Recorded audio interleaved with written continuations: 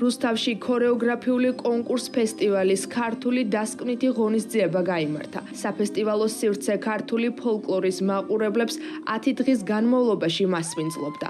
კონკურსში წელს სხვადასხვა რეგიონიდან ჩამოსულმა 26-მა ანსამბლმა და 3000-მდე მოცეკვავემ მიიღო მონაწილეობა. გამარჯვებული ქორეოგრაფიული ანსამბლი ჯავარი გახდა. პირველი და მეორე ადგილი კი ანსამბლებმა იბერი და კეღოშვილებმა დაიკავეს. რუსთავის მერიის ფულადი ჯილდო 10 სხვადასხვა ნომინაციაში გამარჯვებულ ანსამბლებს გადაეცათ.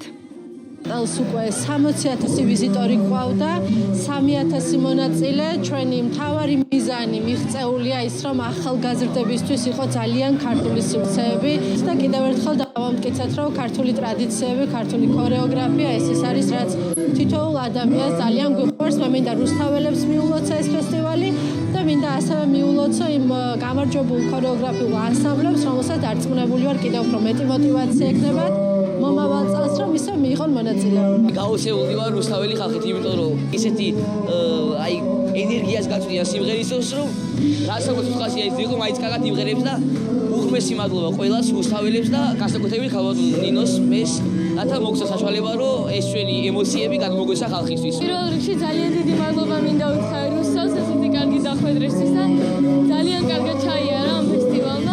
ფიქრობ რუსთაველებს ძალიან მოეწონა ჩვენი გამოსვლა. მადლობა. ძალიან ვერთოვით ამ კონცერტით. მოხარული ვართ, რომ ესეთი ღონისძიებები ჩატარდა რუსთავში და უფრო მეტ სიახლეს ვართ, მაგრამ უნდა გადაუხადო რუსთავის მერი